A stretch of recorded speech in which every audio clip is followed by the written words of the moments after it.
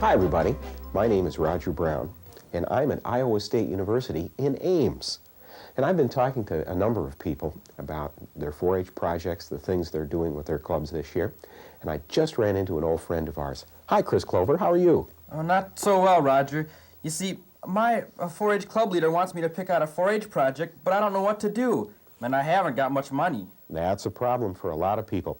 Well, you know, in the last couple of years, I've talked to a lot of young people who are involved in 4-H who have done projects that don't take a lot of family resources. One of the things that comes to mind is a conversation I had with someone about a home canning project. Let's take a look.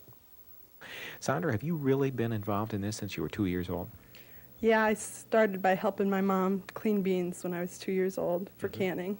And you have preserved food, I think, in just about every way that you can. Do you think so? Yeah, I think. Yeah, there's not much you haven't tried. Freezing, drying, and canning. Okay. You must really enjoy it. It's kind of a hobby. Yeah, I wouldn't want to go into it as anything but a hobby. It's a lot of fun doing it, and you save a lot of money. You've got a lot of different things in here. We'll talk about that in a minute. Except for the meats that you've preserved, you grow just about everything yourself. Well, except for the meats and the different, like the peaches and apricots and stuff. But yeah, most of the stuff we'd grow in our garden. Okay. So that's part of it, really, is that when you're preserving food at home, it's nice to have your own produce, and that kind of puts it all together. Yeah, Okay. a lot. Now, let's talk about some of the things that you have. And as we talk, folks will see what you've done. Let's start on the far end down there. Looks like spices? Okay, it's herbs from the garden. There's sage and dill and parsley and mint and celery, and I think that's it. Okay. And you've dried these. They were dried either in the oven, by the air, or in the microwave. And that was done last year before we got our dehydrator. Okay. What's next down there? Okay, the next thing is a comparison between jams, jellies, marmalades, preserves, conserves, and butters. This was done as a demonstration? It was a 4-H project in the food nutrition department this year. I learned a lot from Sanders' project. But do any other 4-Hers have some good ideas? I think they do have good ideas. You know, a lot of people like livestock. But if you raise cattle, well, that's kind of expensive. In Iowa, we can raise sheep, and that's less expensive, and that's a pretty good idea, too. You can do some more low-cost projects by raising sheep. Here's a look at something like that. You'll find 4-Hers nearly everywhere these days in the country and in cities, and in this sheep pen near Iowa State University. Eric Wormy is a 4-Her. He's from Ames. He's a 6th grader at Kate Mitchell School. Ralph Manning is a leader from Story County. Eric, you wanted to be involved, I understand, in livestock like a lot of kids in the country are, but you live in the city. What did you do? We had the sheep at an acreage outside the city limits. And Okay. So you raised sheep, and that was your project? yes, it was. Okay. Ralph, that's a pretty good idea to have city kids involved in a country project, really. Yes, this came about as we were looking for new projects for our club members. And one year we found, as we talked with our club members, that they liked animal projects. And we wondered how young people in the urban area could raise animals, and sheep, because of the nature of the short-termness of the project and not a lot of investment in it, seemed to be a good project to pursue. And we found a man who was willing to house the lambs for us, and things just kind of grew from there. Now, you had to take care of the lambs every day after you got them, but not every youngster took care every day. Yeah, we took turns on a rotating schedule, and after school or we'd come out to the farm and feed them and make sure that and water them. And Now, wasn't that exciting? And those are young people in a town, not in the country, but in a town that are doing that. What do you think of that? Well, it's great that they all work together to get the job done, and they learned a lot about livestock in doing it. They sure did. How good a consumer are you? Pretty good? Oh, not too bad, but sometimes I have problems. You know, you can do a project, a 4-H project, on consumerism. For instance, look at this. How did you get interested in consumer education? This has been a project all by itself for just a couple, 3 years.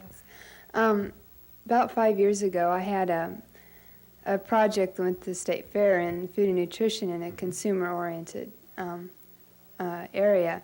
And then the next year was clothing, and I don't sew, so I picked all the consumer areas, and then the next year it became a separate project. And I studied how to budget your money and aspects of money. And then this year and last year, I'm doing shoplifting. Now, did you see this as a specific problem that you could help give some information and education about?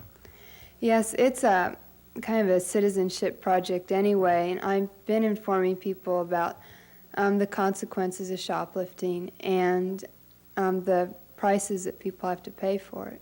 Okay. You've got several things that you can show us.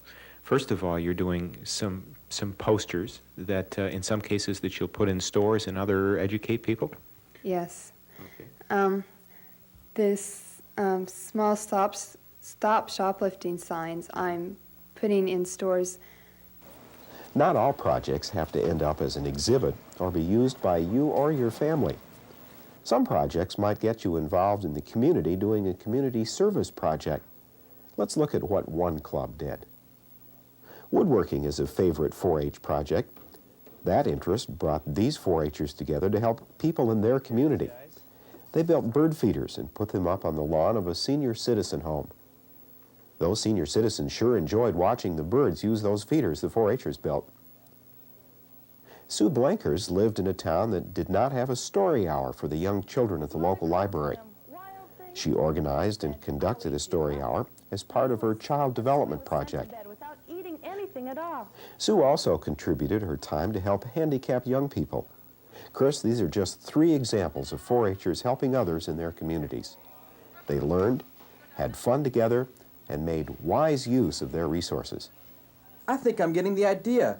I don't have to spend a lot of money on a project to learn something, and I can even have some fun at it. That's right, Chris. And let's take a look now at a whole bunch of suggestions that you and other 4-Hers can think about.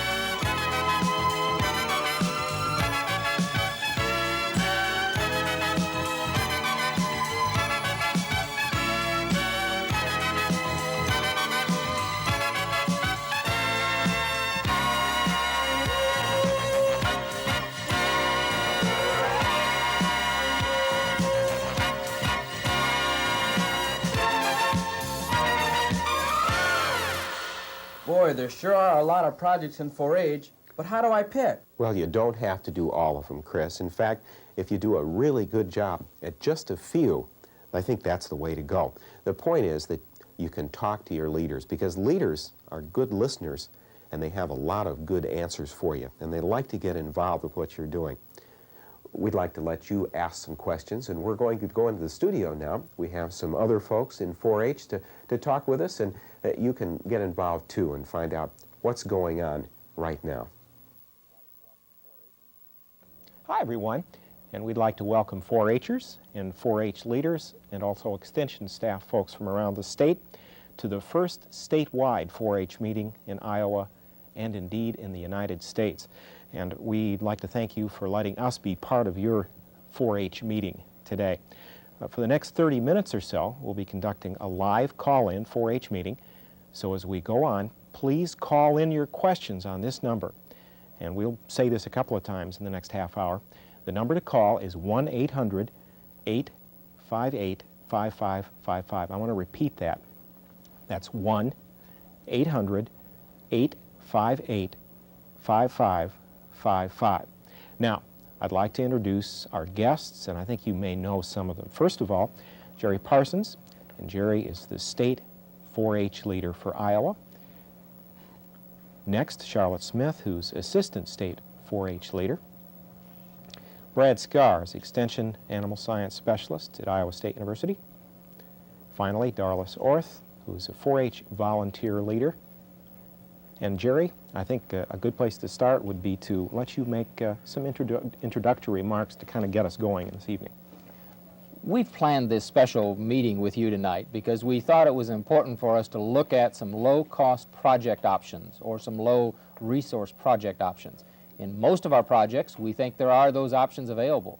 But many times, because we've been used to doing some things in our local clubs or our families, we forget about that there are some options in there that we ought to think about. And that's what we hope to do tonight, to explore some of those options with you so that you, as you're planning your project program this year, will plan a program that meets your financial needs and the financial opportunities you have with your own family. Okay, thanks very much, Jerry. Now, everyone here is part of one or actually a number of 4-H projects areas, so they can answer your question. And I'd like to take a minute and pose the first question, if I would, and I'll go down the line. Charlotte, first of all, in your areas, project areas, what do you see as a low-cost option, a low-cost project? I have the advantage, Roger, of working with mainly the home economics projects, although that's not exclusively my responsibility. And for a long time, one of the main things in all of the home economics projects has been to talk about the wise use of resources and to make those projects be things that help the family and are learning experiences that a 4-H'er would need for everyday life. So we think about things of what food is going to go the furthest in the family, how can we redecorate our home or make our home more useful in that way, and that doesn't need to be a high-cost project, can be very low. Also, how can we get the most wear out of the clothes that we select, or where can we go to get the best clothing buy, garage sales, sales in retail market, or just how to get the most use for our money. So things that not only are low cost to begin with, but also that save the family money. That's right. Okay. That's right. Brad, we looked in our early feature, we looked at some of the low-cost livestock options, sheep in some cases versus beef. But expand on that a little bit. What do you see in livestock? Well, livestock projects are really maybe I'm a bit biased, but the backbone of 4-H, that and some of the basic home economics projects, that's the beginnings that we had. And so we have a very traditional approach to livestock, and that brings to mind beef, sheep, and swine. But as we go in today's situation, those become more and more expensive. We all realize that. Other animals that are important to consider. We all have a love for animals if we're involved in those kind of projects, and sometimes projects such as rabbits, some of the small poultry projects, come to my mind right away anyway as some of, to satisfy that need to work with livestock and animals and yet not put out the money needed to raise some of the larger projects. We're certainly not against any of the larger projects, it's just that's another option for some of us that now live in town or don't have the facilities available to raise cattle or swine. Okay, Darlis, what about your areas? And you've got a number of them. You've worked in a lot of different project areas in clubs and with your own family. Right. I've been a 4-H leader for maybe 10 years, and I've always had what we call a project club, where we actually make a project at the club meetings. And each of these projects that we've made have been a low-cost or a low-resource project. And we felt that you could learn from making the project at the meeting, and then if you do indeed want to spend more resources on these things, later you could make one that cost more, or you needed more equipment or more supplies for.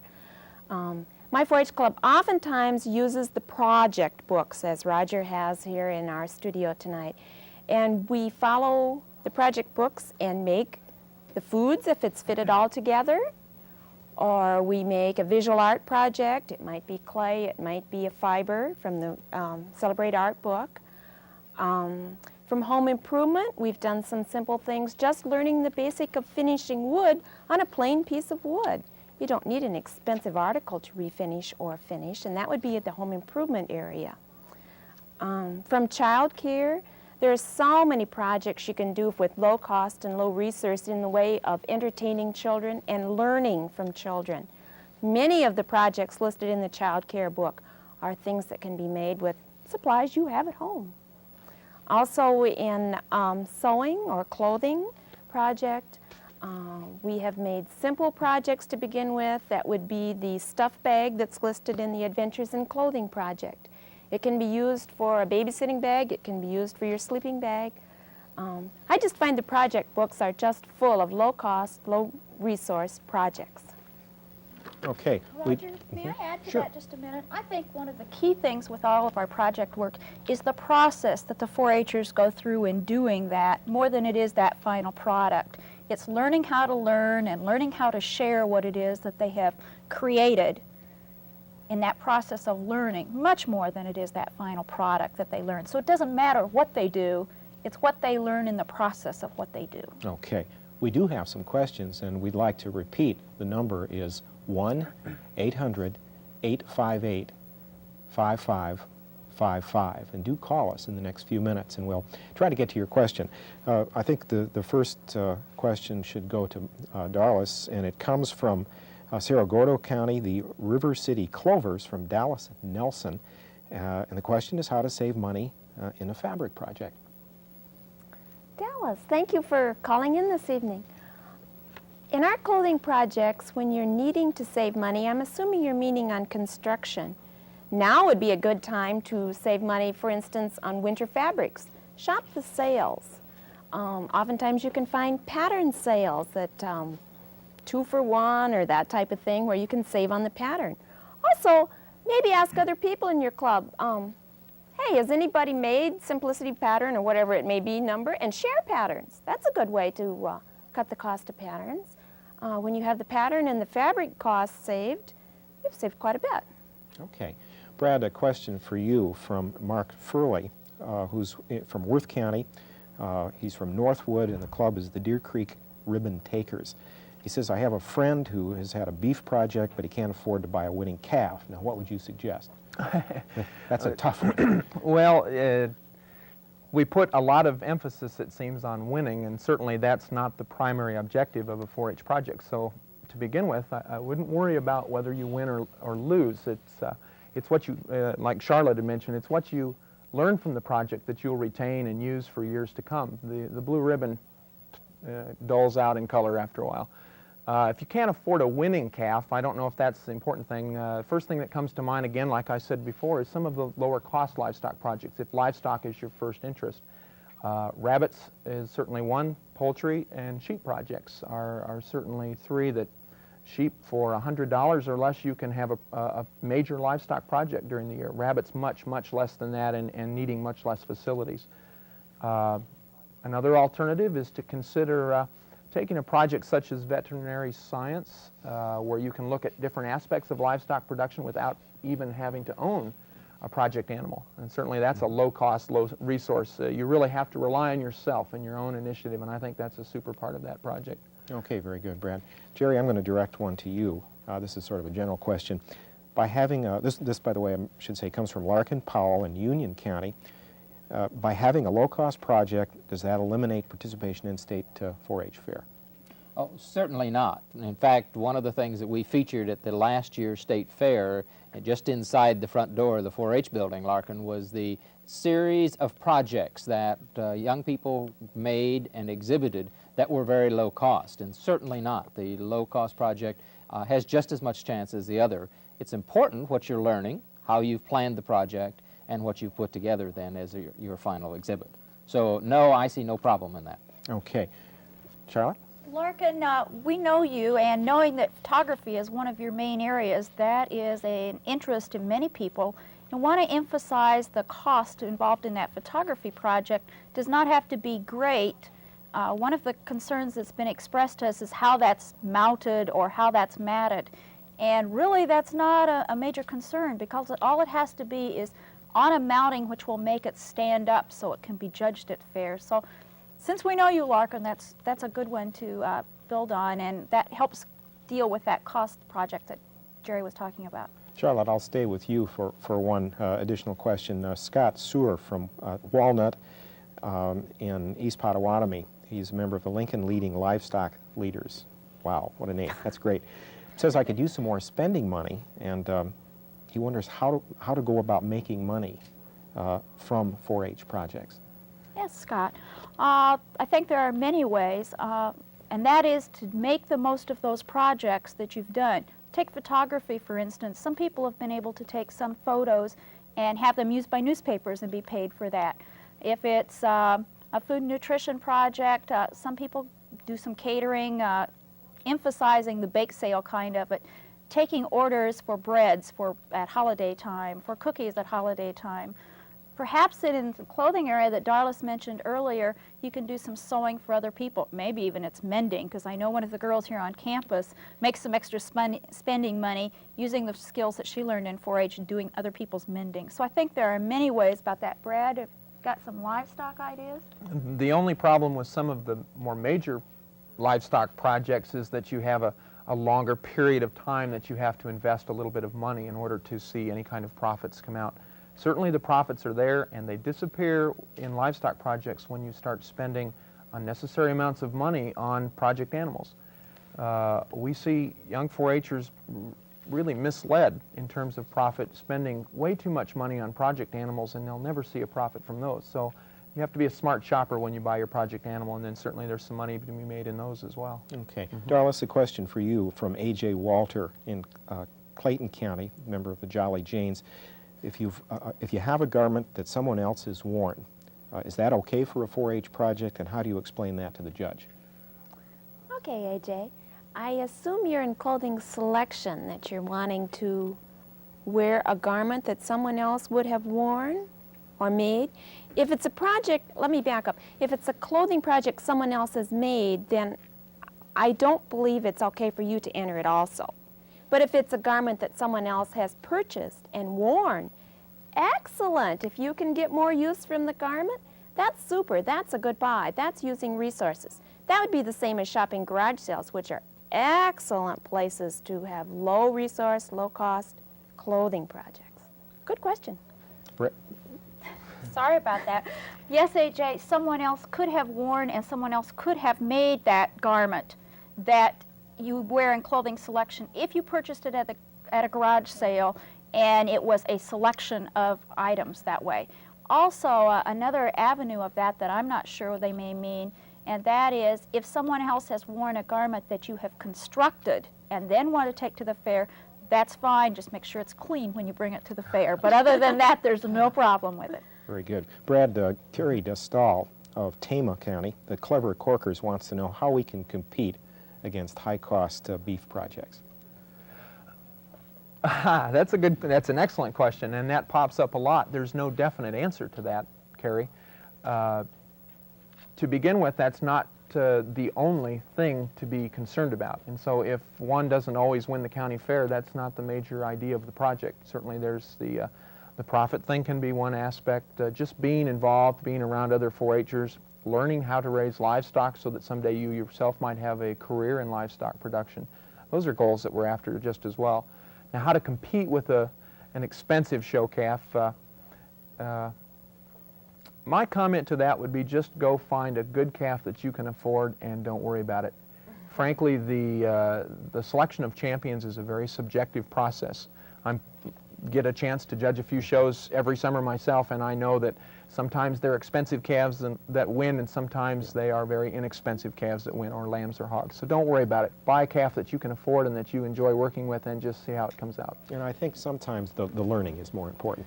Roger, let me just comment on another avenue of this one, that another way of looking at this. Remember that you also can compete against your previous record, what you have done before, or how much money you've made last year, and how much you're going to make, or what you're going to do this year. So you don't need to necessarily compete against your other 4-H'ers, but compete against the things that you've done previously and get satisfaction out of that. I know it's fun to take home the grand champion, but that's only one person out of the whole show. The rest of the young people can compete with their previous best records and find lots of good, exciting parts of that. Very good. Brad, this is another question for you, and I think it's a dandy. Laura Boyer of Mills County, member of the Loyal Lassies and Ingram Street Shooters, wants to know if it's possible to have a hamster as a low-cost project, or I would add a guinea pig. First of all, we're not laughing at your club names. My club's name was the Boulder Valley Wingdings. Try that one. A hamster, yes, you can have a hamster as a 4-H project. Now, there's a couple ways to do it. I do believe there's a companion animal or companion pet project, although I haven't worked with that myself. So I would look into that. The second alternative, if that doesn't really fit what you really want to get out of your hamster project, you can go to a self-determined project, which you can do in any aspect of livestock production, whether or not you own an animal, and then explore the area of working with your hamster, raising hamsters. Certainly there's a little bit of money that could be made in hamster production too, selling them to friends or people who are looking for pets, to pet stores. There's just about anything you want to try. Okay, that's an excellent question. Who can talk about photography? Somebody feel comfortable with that? We'll try. Okay. Charlotte, Lucas DeWitt of Clay County wants to know if there's a way to save money in photography because of all the matting and special things that you have to do. That applies in hanging a picture, I guess, more than anything, and using it in your home, as I interpret that question. You need to do that in a way that's pleasing in your home or the way that you want to use that. Matting can be done with construction paper, not always highly recommended, but if that meets your needs in your home and the way you want to use it, I think that's critical. If they're concerned about exhibiting, then I think that's a different thing. And all we say in exhibiting, and I did check this just before I came, Roger, because I was concerned that I give the right information, it says it needs to be mounted on a piece of cardboard. It doesn't say it needs to be mounting board or anything expensive. It only needs to be put on a piece of board so it's strong enough to stand up so it can be looked at. Okay, very good. I'm going to go down the line for our next question and start with Darlis, if I may. Give me some thoughts on a good fundraising project for 4-H clubs. And again, we're talking about reasonable cost. Oh, of course, the first thing that always pops into your mind is the bake sale routine, and it still is a good fundraiser. It's a good personal project. It's a good club project. It always will be. People will always be hungry for homemade breads.